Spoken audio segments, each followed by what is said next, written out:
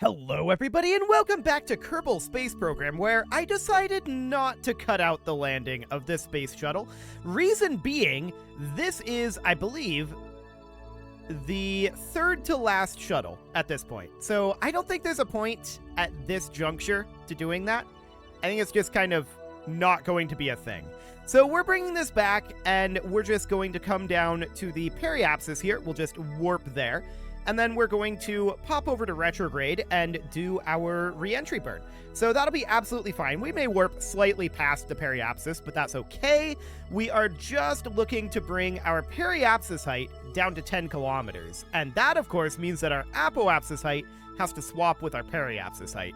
So this is going to be a little bit of a lengthy burn, but we can just get aligned and begin that burn. I'm going to physics warp this, bringing us down relatively quickly.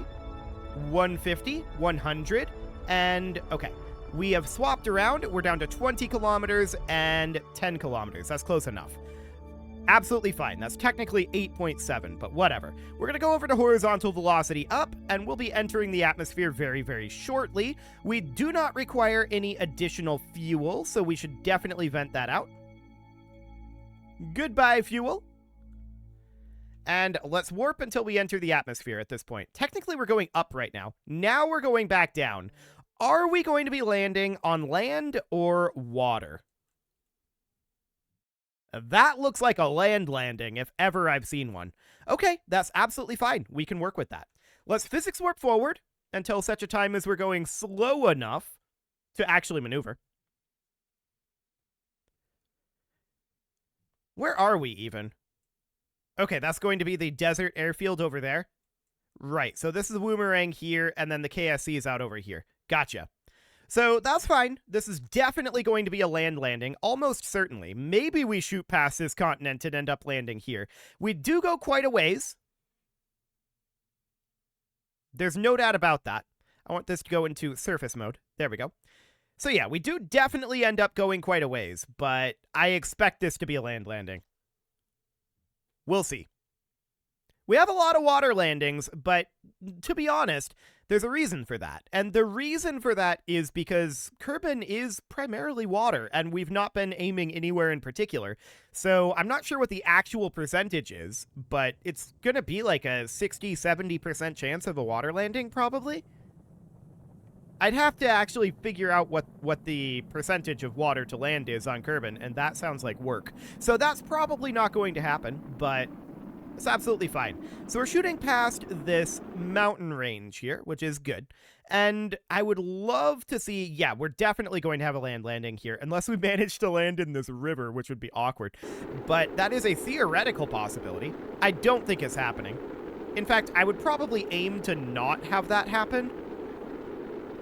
And no, it's definitely not going to happen. We're crossing the river right now at 2 kilometers per second. Yeah, not going to happen. So we're shooting right on by. We are slowing down considerably. We're in a pretty thick portion of the atmosphere at this point. And that seems fine. We're going to run into these clouds up over here. I want to switch over to radar altitude for sure.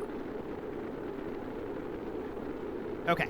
And we are seeing our speed drastically diminishing at this juncture. That looks good. I want to bring this down a bit. Let's still warp forward a little bit here. Once we hit about 400 meters per second, then we can start a dive, which is about now. We're about 13 kilometers up right now, and we want to lose some of this altitude. I'm also going to toggle our gear action group, since this is a land landing, and turn on our brakes. So we're preparing for this landing. For now, all we're doing is diving downward. This will bleed off some horizontal speed and transition that into vertical speed, but I want to do the opposite once we get a little lower. How low is the question? Probably somewhere around 2 kilometers or so. I'm just going to put this on kill rot for right now. Okay, we're 7 kilometers up. And we are slowing down, which is a good sign. 5 kilometers up as of now. 4 kilometers. And we are continuing to slow. 3 kilometers. Okay, I'm going to start pulling up now. Doing it kind of cautiously. Okay. So we managed to pull up there. Looks good. We're still about 1 kilometer up. So I want to bring this down a little bit further. Ooh, I do not want to roll like this. Okay. Got that mostly under control. We're still moving at about 100 meters per second here. Please don't roll like that. I'm just trying to pull us up. Okay. To about here or so. We're going to need to... Wow, this really doesn't want to stay steady here. Okay. We're continuing to slow down. That is, of course, exactly what we want. I'm going to be ditching some horizontal speed here with our drogue chutes. So let's just pull that right on around, and I'm going to nose up a little bit here, trying to slow us down as much as possible. Nice. A very clean landing here. That was excellent. Yep, that worked very, very well. Absolutely nothing out of the ordinary with that landing. That was entirely nominal. So let's recover that vessel, and we're kind of on the other side of the world from the KSC, so that'll reduce our recovery efficiency a little bit, but that's okay. I'm not too concerned about that. We're going to need to get our payment, and then we're going to have to start work on the Leonardo module, as well as another ELC, is it? Or is it an ELS? I cannot remember which it actually is. Let me take a look here. That is going to be Leonardo and an ELC4. Okay. So weird that ELC4 launched before ELC3. Why not just rename them? Whatever. So that's absolutely fine. The ELC4 is going to be very similar to the other ELCs that we've done. And Leonardo is a multi-purpose module that ends up being... Okay, we're loaded in here. That's fine. Let's get this finished up real quick. We need to get our payment for that last mission before we really start working on the next one. And then we'll hop in here. Let's load up our previous ELCs, because that way we don't have to design an ELC, which seems like a very good thing indeed. So let's load up our previous ELC flight. And ELC 1/2. That's this guy right here. Okay, so at this point we can open this up. And I'm going to ditch the ELC from, I think, this side. And we won't need this docking port either. So I'm going to grab this and remove all of that. Then the robotic arm... Actually, did I change my mind here? No. I think the robotic arm is mostly fine for this. This is going to be kind of awkward to pack away, but it's... maybe fine. Okay, we're going to extend this target extension, and I would like to duplicate this Clampatron docking port junior. It's going to end up going over here, although we might change that to a full-size docking port. I can't remember what size we need. That could be a problem. So we should call this Leonardo as it is, and just save that. We need to head back to the station and double-check what size of docking port we need. I'm 99% certain that this is going to be a full-size docking port. Actually, scratch that. I'm 100% certain that it's a full-size docking port, but I'm still going to check. We've run into problems with this too many times. So let's hop up to the ISS, and this is going to go perpendicular to the cupola module. So that's going to be very easy to find. It's going to go perpendicular in what direction? According to what we're seeing here, in the forward direction, so towards the Kibo module. That's going to be a little squishy to put in. Okay, so that'll be out over here. Okay. So it'll end up going here. Wow, this thing is... gyrating is the word. That is the exact word. Gyrating. I like it. Let's put this on kill rot, and let's kill that rot. Okay, so we're going to end up putting this here. And that is going to be a very squishy position. Which is a good reason to have it on the robotic arm, so that way we can have it at an angle, like a 90-degree angle. But that's definitely a full-size docking port. Okay, let's head on back to the Space Center. That seems absolutely fine, and the actual module itself isn't going to be all that complicated. So this is the Leonardo module here. And that's the whole thing. I don't think that these I don't think that these solar panels are connected to it. Those look like Russian panels. So I think that's part of the Russian station there. This is almost certainly being viewed from the cupola module. And so that makes a lot of sense to me. So the actual Leonardo module here, this is it being prepared for flight. It's very basic. This isn't even a docking port out over here. Nothing gets connected to the Leonardo permanent multi-purpose module. So I think we're just going to make that very, very basic at this point. So we're going to hop into the VAB. And it's really simple. There's not going to be very much done here. We'll need to load up the Leonardo, which of course doesn't currently have a Leonardo. And we'll have to put in a quick Leonardo. That's absolutely fine. So Leonardo, where are we? Here we are. Leonardo here.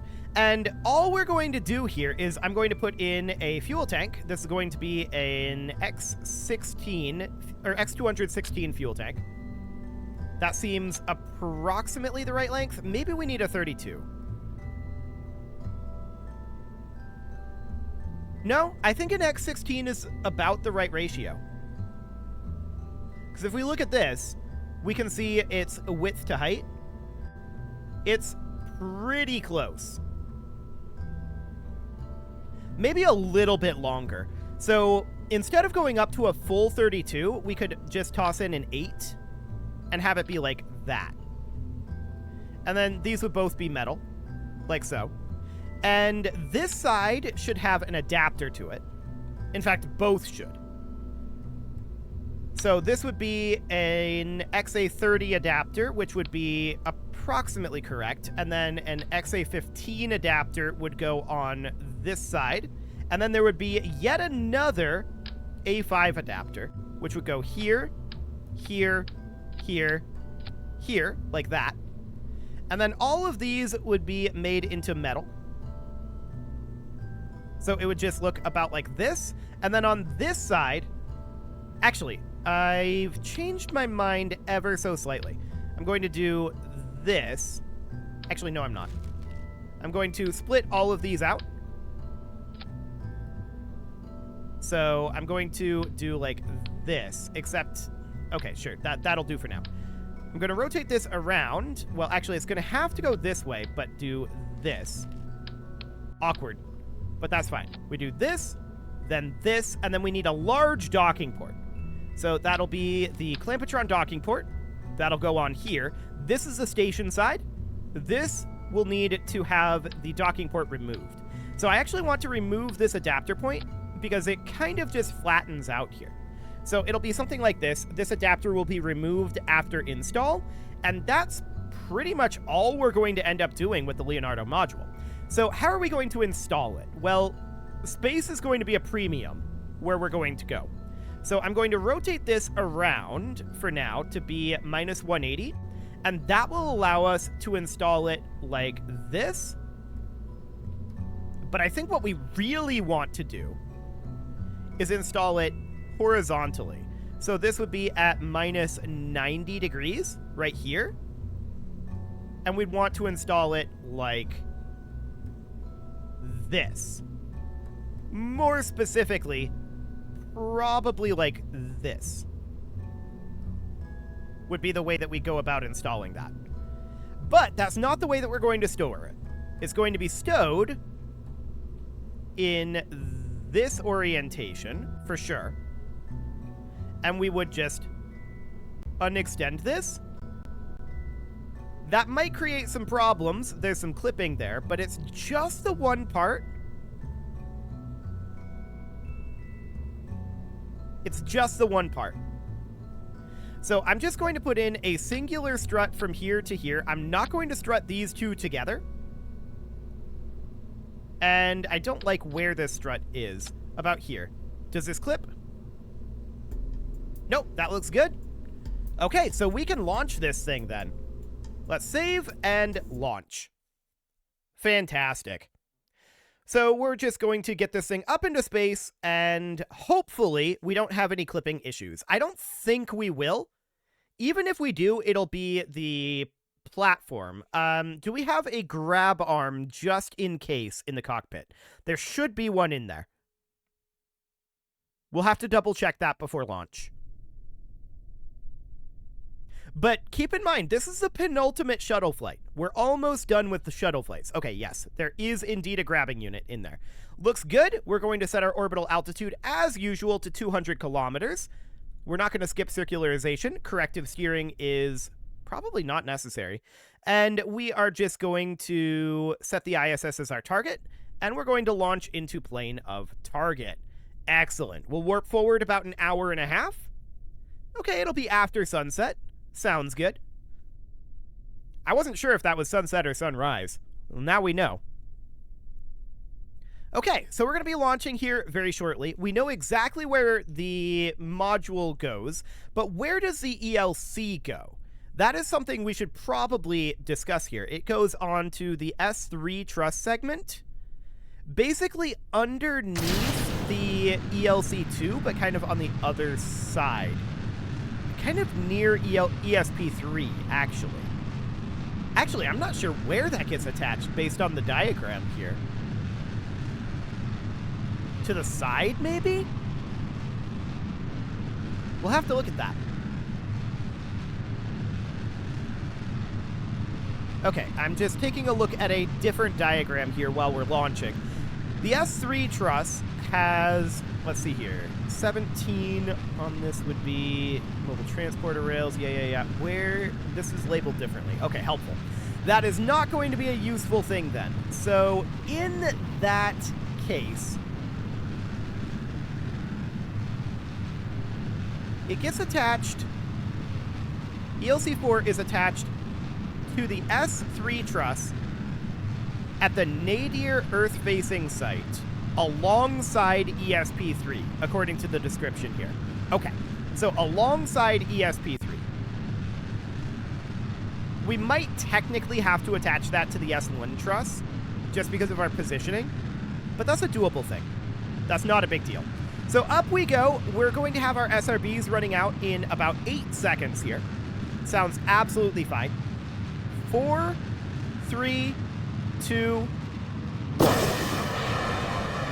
Goodbye, SRBs. And of course, we need to turn down our gimbal here. Our gimbal is absolutely too much. We'll put that at 33, as usual. And we're still getting a lot of verticality here, I'm noticing. We're definitely angling down, though, and keep in mind, we do have that 20-degree pitch to our engines to offset this mass.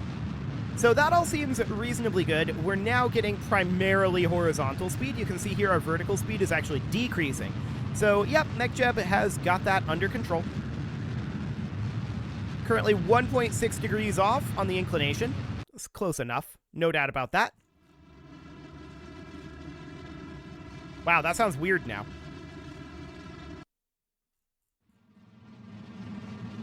That sounds more normal. Okay, fantastic.